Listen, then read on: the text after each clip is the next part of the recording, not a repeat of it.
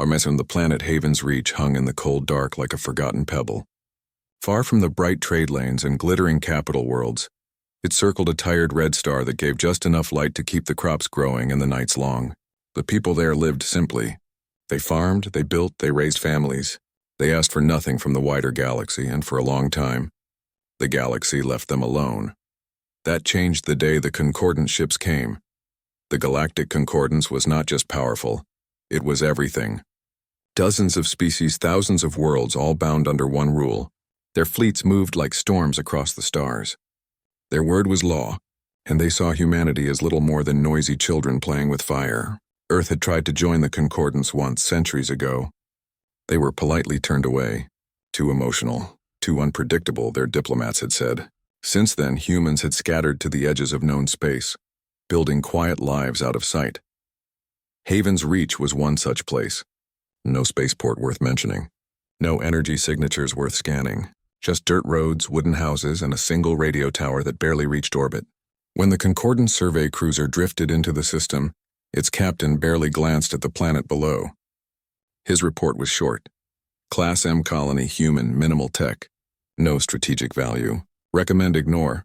But someone higher up disagreed. A month later, 3 heavy frigates dropped from warp right above the main settlement. Their hulls gleamed like polished bone, etched with glowing runes of authority. A voice boomed from every speaker on the planet, translated into rough English. But cold and sharp as ice, people of Haven's Reach. By order of the Galactic Concordance, this world is now under provisional annexation.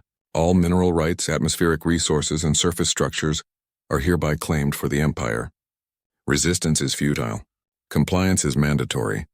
The colonists gathered in the town square, confused and afraid. Mayor Helen Briggs, a woman with calloused hands and steady eyes, stepped forward with a handheld calm. "We mean no trouble," she said. "We only ask to be left in peace." "We have nothing you want," the reply came instantly. "Peace is granted only to those who obey." Then the frigates fired, not with planet killers or city busters, just enough to make a point. A single plasma bolt struck the colony's main fusion reactor. The explosion lit the sky orange, then black. Heat rolled over the fields. Windows shattered. 23 people died in the blast. Dozens more were burned or buried under rubble. Within hours, Concordance drones landed, planting flags and scanning the ground for rare metals. They ignored the wounded. They ignored the weeping. To them, this was not cruelty, it was efficiency. A demonstration, and they broadcast it across every network they controlled. "Behold," the announcer said, as footage showed smoking ruins and stunned survivors, the fate of those who cling to independence in the age of unity. "The human experiment is over. Submit or be erased." On most worlds, the message worked. Fear spread like a virus, but on Haven's Reach, something else stirred. In a small stone workshop on the edge of town, Leah Carter watched the broadcast on a cracked screen. She didn't cry. She didn't shout. She just sat very still, her hands resting on the worn wooden table. Her face was calm, but her eyes held something old and sharp, something that had seen too much and forgotten nothing. Leah had not always been a blacksmith. Once she wore the gray uniform of the Earth Alliance Marines. She fought in the border wars back when Earth still believed it could stand toe-to-toe with the great powers. She was good, too good, some said. She led raids, broke sieges, saved entire outposts. But then came the incident on Viridian 4. A Concordance patrol had taken hostages. Leah's squad was ordered to wait for negotiations. She didn't wait. She went in alone, blade in hand, and cut through 12 armed guards to free the prisoners. All hostages lived. All guards died. The Concordance called it a massacre. Earth called it insubordination. Leah left the service that same week. Now she made knives. Not weapons, tools. Hunting blades, skinning knives, kitchen cutlery. She worked iron the old way with fire and hammer, shaping metal until it sang. The townsfolk respected her. They didn't know her past. And she liked it that way. But beneath the floorboards of her forge, hidden under a false stone, lay something else. It was not a tool. It was not a simple knife. It was a weapon from a time when Earth dreamed in steel and starlight. A prototype. A secret project abandoned when the wars turned to politics. The scientists called it Project Edge. A monomolecular blade forged from layered alloys and charged with a microfield that kept its edge perfect forever. It could slice through durasteel like paper. It never dulled. It never broke. Leah had taken it when she left Viridian, not out of greed, but because she knew someone would misuse it if left behind. She swore she would never draw it again. Now, as the smoke from the reactor still curled into the evening sky, she knelt by the hearth, pried up the stone, and lifted the case. The blade inside gleamed faintly even in the dim light. Cold, silent, waiting. Outside, the Concordance drones hummed as they mapped the hills. Their enforcers, tall armored figures with insect-like helmets, marched through the streets demanding lists of workers, schematics of the water system, inventory of food stores. They spoke in clipped tones, never looking anyone in the eye. To them, humans were not people. They were problems to be managed. Leah closed the case. She stood. She walked to her workbench and picked up a hammer. Then she began to shape a new scabbard.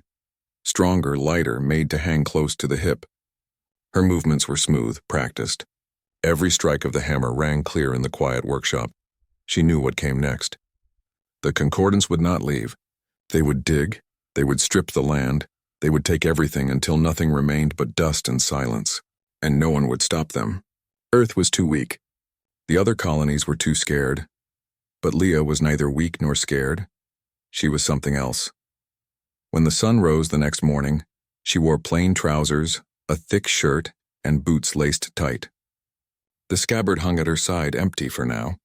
She walked into town, past the burned-out reactor, past the grieving families, past the hovering drones that paid her no mind. She stopped at the town hall, where Mayor Briggs was arguing with a Krell enforcer, a hulking brute with chitinous armor and a voice like grinding stone. "We have children," Helen said, her voice shaking but firm. "We need time." "Time is a luxury for the obedient," the enforcer growled.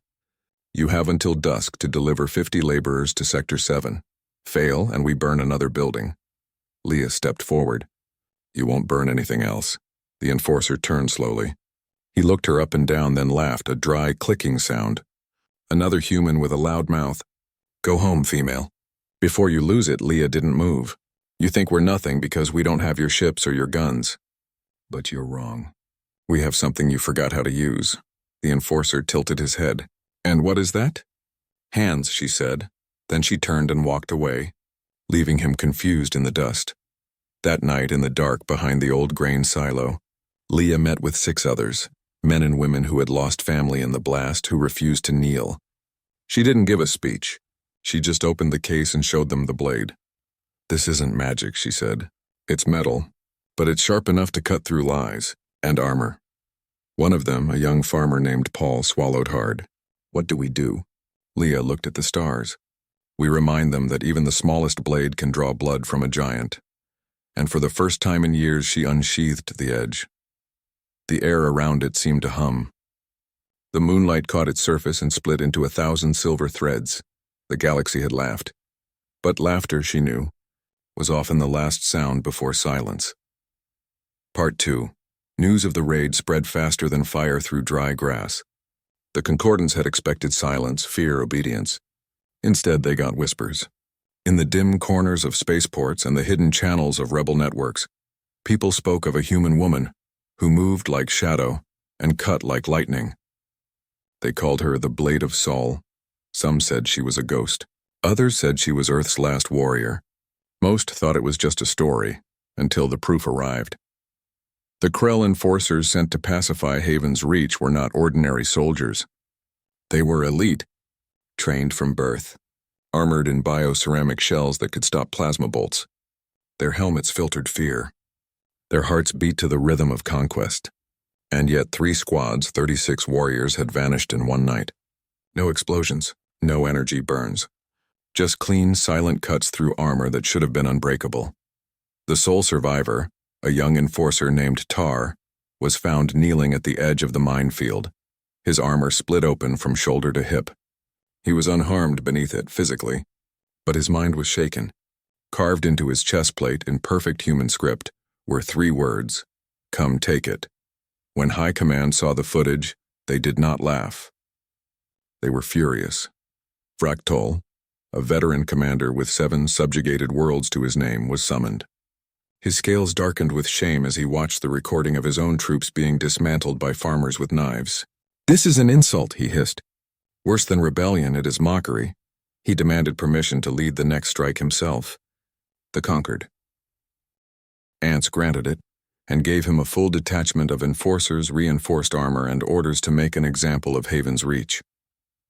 Back on the planet, Leah knew they would come harder this time. She didn't hide. She trained.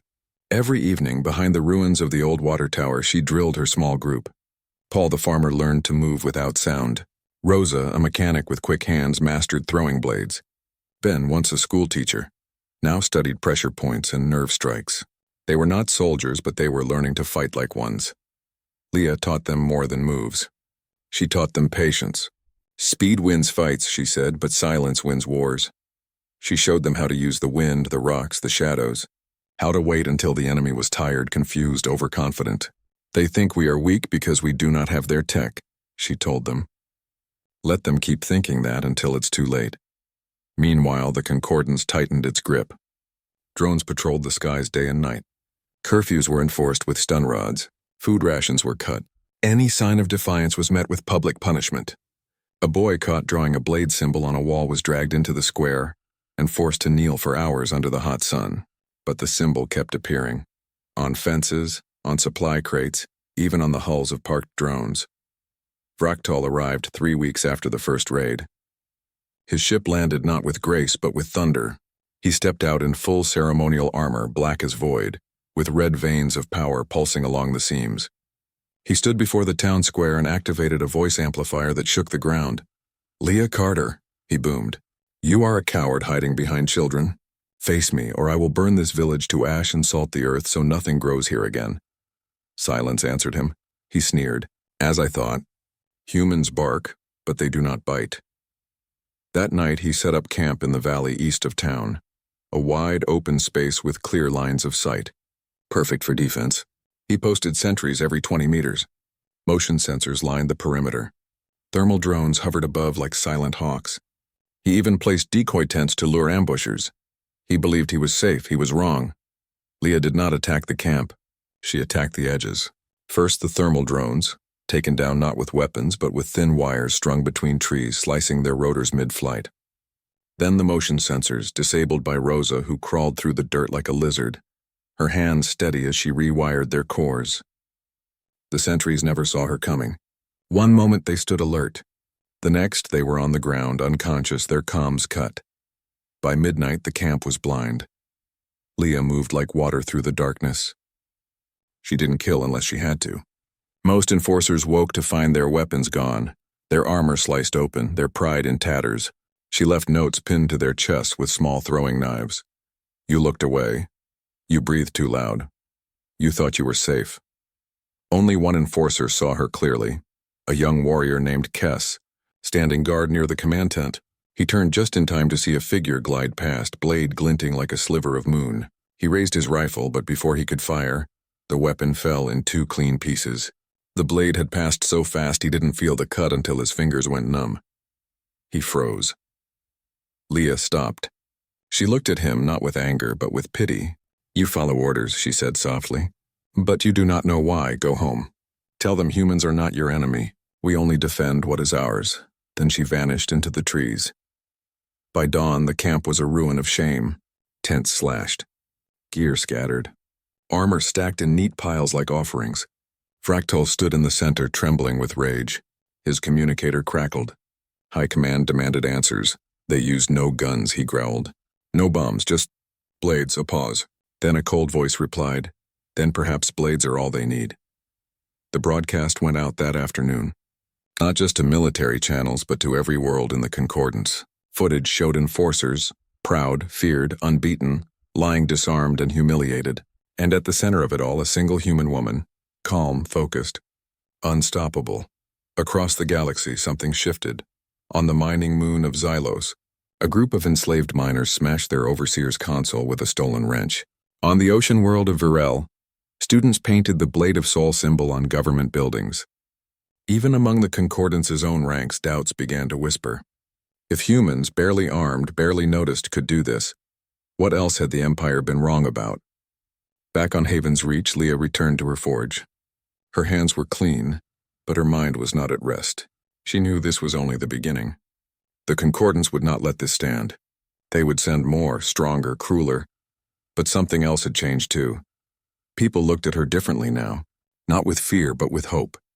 Children left small gifts at her door, carved wooden knives, smooth river stones, drawings of a woman with a shining sword. Even those who had once doubted her now stood a little taller. One evening, as she sharpened a simple hunting blade, Paul came to her. "They say the Concordance is calling you a myth," he said. "But we know the truth," Leah nodded. "Myths are just truths waiting to be remembered." She sheathed the blade and looked toward the hills. Somewhere out there, more ships were coming, more soldiers, more threats. But for the first time in a long time, she did not feel alone. She had a blade. She had a people. And she had a purpose. The galaxy had laughed once. Now, it was learning to listen. Part 3. The Concordance did not send more enforcers. They sent a war. High Marshal Zoran arrived aboard the Iron Maw, a command cruiser so large it blotted out the stars when it entered orbit. He was not a warrior like Vraktol. He was a strategist, cold and precise, with a reputation for crushing rebellions before they even began. He had pacified 17 systems. None had ever seen him smile. His first act was to cut off all communication. No signals in, no signals out. Heaven's Reach was sealed like a tomb. Then came the drones, hundreds of them, mapping every hill, every cave, every root cellar. Thermal scans swept the land day and night.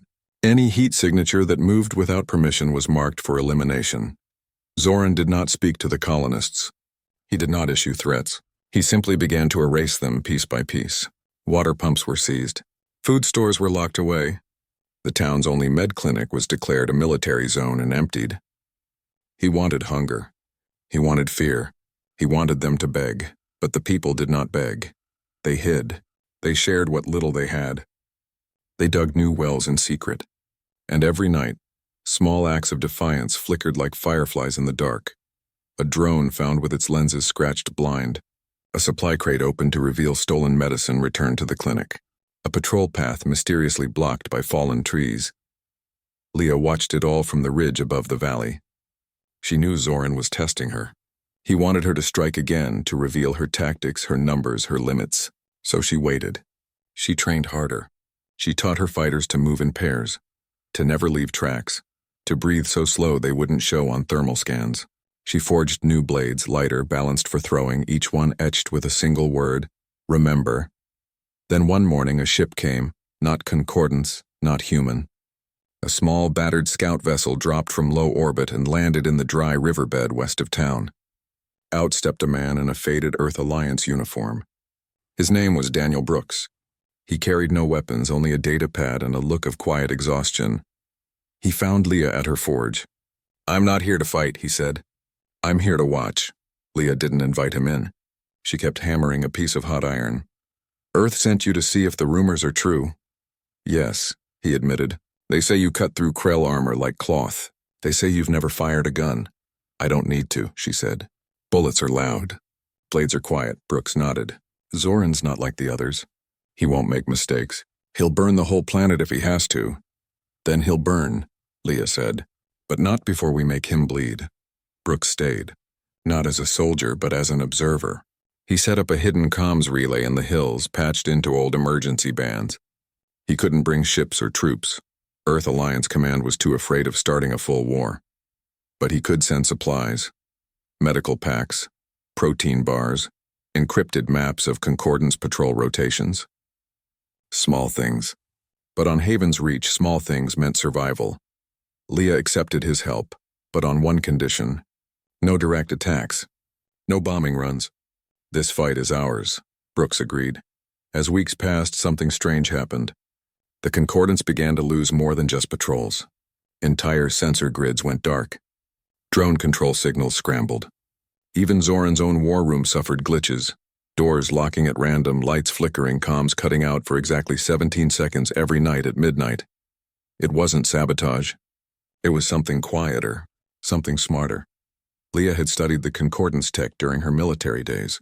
She knew their systems relied on harmonic resonance, tiny vibrations in their circuits that kept everything in sync. So she and Rosa built simple devices from scrap metal and old radio parts. They buried them near key installations. When activated, the devices emitted a low hum that threw off the resonance just enough to cause chaos. Not destruction, confusion. And in war, confusion was just as deadly. Zoran grew frustrated. He doubled patrols. He ordered random arrests. He executed 3 colonists as an example. But the resistance only grew bolder. One night, Leah led a team to the main supply depot near the old reactor site. They didn't steal food or weapons. They stole data. Using a device Brooks had jury-rigged, Rosa tapped into the depot's main terminal and copied Zoran's entire battle plan, including the location of his orbital strike coordinates and the schedule for his next fleet rotation. When Brooks saw the files, his eyes widened. "This is everything. If I can get this out, Earth might finally act." "Don't," Leah said. "Let them keep thinking we're alone. That's our advantage." But she did let him send one message, not to Earth, but to a neutral news hub on the edge of concordant space, encrypted, anonymous. Just the footage of the first raid, the carved armor, and a single line: "Humanity does not bow." Within days, the clip spread, not through official channels, but through smugglers, traitors, rebels. On a dozen worlds, people saw a human woman stand against giants and win. On the ocean planet of Maris, dockworkers refused to load concordant ships. On the desert moon of Keth, a youth group spray-painted the Blade of Sol symbol on the governor's palace. Even among the Krell, whispers began. What if she's not alone? What if there are more like her? Zoran heard the rumors. He called an emergency council aboard the Iron Maw. "This is no longer about resources," he told his officers. "This is about belief. If the galaxy thinks we can be challenged by primitives with knives, our authority collapses." He made a decision. He would end it in one stroke. He ordered a full siege of the iron mines, the deep, twisting tunnels beneath the northern hills where Leah and her fighters had been hiding. He would flood them with gas, collapse the exits, and burn the rest from orbit if needed. He didn't care about prisoners. He wanted proof of her death. Leah knew the plan before Zoran's ships even moved. Brooks intercepted the command signal. "They're coming for the mines," he said, voice tight. "You can't stay there." Leah looked at the map on the table. Then she smiled, a small, sharp thing. "Good," she said. "That's exactly where I want them." She turned to her fighters. "Pack light, bring your blades, and remember, noise is their weapon. Silence is ours." As the Concordance fleet descended, darkening the sky like a storm, Leah walked into the mine entrance. Not to hide, to hunt. Part 4. The mines of Haven's Reach were old. Dug by hand generations ago, they wound deep into the planet's bones like the roots of a sleeping giant. Narrow passages twisted into darkness. Ceilings dripped with cold water. The air smelled of iron and dust. To the Concordance, it was just a hole in the ground. To Leah, it was home. She had spent weeks preparing, not with weapons, but with knowledge. She knew every turn, every weak beam, every hidden shaft. She and her fighters had laid thin wires across low tunnels, trip lines that triggered rockfalls when pulled. They'd coated certain walls with reflective dust that confused thermal scans. They'd even carved false echoes into the stone so voices seemed to come from empty corridors. When the Concordance entered, they came in force. 50 enforcers, armored head to toe, moving in perfect formation. Drones floated ahead, scanning for heat, motion, sound. Their boots echoed like drums in the hollow dark. They found nothing, no ambush, no traps, just silence and stone. High Marshal Zoran watched from above, aboard the Iron Maw. "They're hiding," he muttered. "Let them rot in there." He gave the order, seal the main entrance, flood the lower levels with sleep gas, and wait. But Leah was not in the lower levels. While the Concordance focused on the deep tunnels, she and her team slipped out through a forgotten air vent on the eastern ridge, a passage so narrow only a human could crawl through. By the time the gas began to hiss into the mines, they were already behind enemy lines. Their first target was the drone control hub, a mobile unit parked near the command tents. Rosa crept up under cover of a dust storm, planted a small charge on its power core, and vanished. 10 seconds later, every drone in the area dropped from the sky like dead birds. Next came the comms array.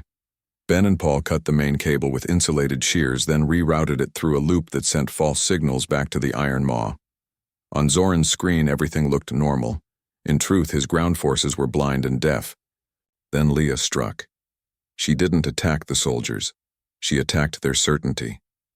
One by one, Concordance vehicles failed, not from explosions, but from quiet sabotage. A coolant line sliced, a fuel injector clogged with fine sand, a navigation chip swapped with a blank one. Command vehicles spun in circles. Supply trucks stalled. Even Zoran's personal hover platform sputtered and died as he stepped onto it. He stood in the dirt, fists clenched, as his techs scrambled to find the cause. "Impossible," he growled. "This is basic machinery. Humans couldn't." A blade whistled through the air and buried itself in the ground at his feet. Not a threat. A message. He looked up. Nothing but wind and dust. That night, the real hunt began. Leah moved like a ghost through the camp. She didn't kill. She humiliated. She cut the straps of armor so it fell apart mid-march. She left notes in enforcer helmets. "You sleep too loud. Your left knee creaks. We were behind you an hour ago." One squad woke to find all their rations replaced with smooth river stones. Another found their weapons stacked neatly in the center of their tent, with every firing pin missing. Fear spread faster than any virus. Zoran ordered his men to sleep in shifts, back to back, weapons ready. But exhaustion wore them down. Shadows played tricks. Every rustle of wind sounded like footsteps. Every creak of metal sounded like a blade being drawn. Then came the night of the command core. Deep in Zoran's mobile HQ, a small black box pulsed with soft blue light. It was his tactical AI, the brain of his entire operation. It calculated enemy movements, predicted supply needs, even advised battle strategies. Without it, he was just a man with a loud voice. Leah knew this. She waited until the guard change, when old fatigue met new alertness, and both were distracted. She scaled the side of the HQ using handholds no one else could see. She slipped through a ventilation grate no wider than her shoulders. Inside, the air was cool, humming with machines. The AI core sat on a pedestal, guarded by a single motion sensor. Leah didn't disable it. She walked past it, slowly, evenly, matching her breath to the sensor's rhythm. She had practiced this for days. She reached the core. From her belt, she pulled a small throwing knife, not to destroy, but to disrupt. She slid the blade into a narrow service port, twisting just enough to sever the primary data line without triggering alarms. The blue light flickered, then died. Outside, Zoran froze. His command screen went dark. His maps vanished. His orders bounced back as errors. For the first time in his career, he was truly alone. He roared in fury and stormed out of the tent, scanning the darkness. "Show yourself, human." From the ridge above, Leah watched him. She didn't answer. She simply turned and walked away. But she wasn't done. She knew Zoran would never admit defeat. So she gave him a choice: die in shame, or live with it. She returned to the camp not as a ghost, but as a woman. She walked right up to his tent at dawn, the edge sheathed at her side. Two enforcers raised their rifles. She didn't flinch. "I'm here to talk," she said. Zoran stepped out, eyes burning. "You think I'll negotiate with a knife thrower?" "No," Leah said. "I think you'll listen." She reached into her coat and pulled out his ceremonial dagger, the one he wore as a symbol of rank. It had been missing since the first night of the siege. She held it out. Then, with one smooth motion, she drew the edge and sliced the dagger in half. The pieces fell to the dirt with a soft clink. Zoran stared at the broken blade. His face went pale beneath his scales. You came here thinking we were weak, Leah said, her voice low but clear. You thought metal and fire made you strong, but strength isn't in your ships or your armor. It's in what you protect. We protect our home. You only take. She sheathed her blade. Leave this planet. Tell your masters that humanity doesn't bow. We cut. Then she turned and walked away, past the stunned enforcers, past the silent camp, into the rising sun. No one stopped her. Zoran stood there for a long time, staring at the broken pieces of his pride. He could have ordered her shot. He could have called down fire from orbit. But something had changed. Not in the battle, but in him. He had faced an enemy who did not hate, did not rage, did not seek to destroy.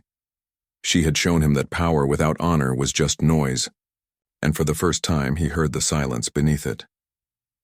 That evening, the Concordance ships powered up, not to attack, but to leave. The troops boarded in quiet shame. The drones were recalled.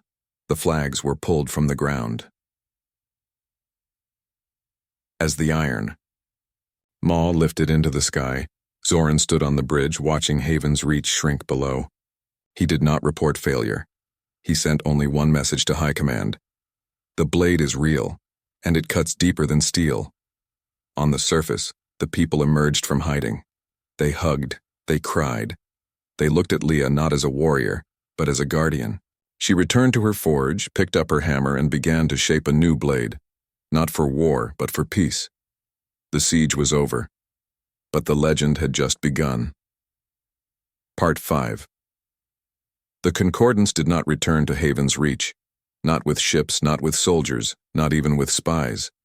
After Zoran's departure, the planet was left alone as if it had never mattered all, but the silence was louder than any explosion. Across the galaxy, the story of the Blade of Sol spread, not as rumor, but as truth. Footage of the raids, the carved armor, the broken dagger, all of it leaked through hidden channels. Species that had bowed for generations began to whisper. If humans could stand, why couldn't they? On the ice plains of Nolar, a mining clan refused to hand over their harvest. On the floating cities of Terra, students tore down Concordance banners and replaced them with simple drawings of a woman holding a blade. Even among the Krell, young warriors began to question their elders. What if strength isn't in armor, they asked, but in what you're willing to lose? The Empire did not collapse overnight, but cracks began to show. Trade slowed, orders were ignored. Rebellions flared in corners the Concordance once thought secure. They tried to erase the story, to call it fake, to blame rogue elements. But the truth had taken root, and truth, once planted, is hard to kill. Back on Haven's Reach, life returned to something like peace. The reactor was rebuilt, not with Concordance tech, but with human hands and borrowed parts. Fields were replanted. Children played in the streets again. Leah kept working at her forge, but now people came not just for tools, but for lessons. She did not call it a school. She called it the yard. Every morning before the sun rose, a small group gathered. Farmers, mechanics, even former enforcer prisoners who had chosen to stay. Leah taught them how to hold a blade, yes, but more than that, she taught them why to hold it. A weapon is only as good as the reason behind it, she would say. If you fight for pride, you'll lose. If you fight for others, you might win. She never spoke of glory. She spoke of duty, of quiet courage, of standing when others run. And slowly, the yard became more than a training ground. It became a promise that Haven's Reach would never be helpless again. Earth Alliance finally sent a real envoy, not a spy, but a diplomat. His name was Carl Evans, a tired man with kind eyes and a deep respect for what Leah had done. He offered her a medal, a title, a seat on the High Council. She refused them all. I'm not a leader, she told him. I'm a reminder. That's enough. Carl stayed for a week. He walked the fields, spoke with the townsfolk, watched Leah work at her anvil. Before he left, he asked her one question. What do you want for humanity? Leah wiped her hands on her apron and looked at the horizon. Not to rule, not to conquer. Just to be left alone and to be ready if we're not. Carl nodded. He understood. Years passed. The galaxy changed. The Concordance grew weaker, not from war, but from doubt. New alliances formed. Old enemies became neighbors. And through it all, Haven's Reach remained quiet, strong, and free. Then came the day a strange ship appeared in orbit. Not Concordance. Not human. Sleek, silver, with no weapons visible. It sent a single message. We come in peace. We asked to speak with Leah Carter. The town was nervous, but Leah was calm.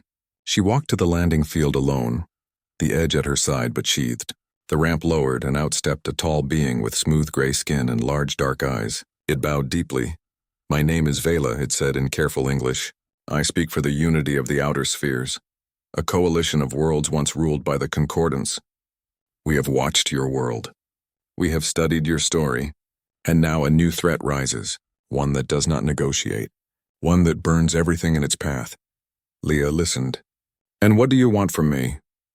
Not your blade, Vela said. Your voice. They say you understand the balance between strength and mercy. We do not. We have only known fear or force. We need someone who knows the space between. Leah looked at the sky, then back at the visitor.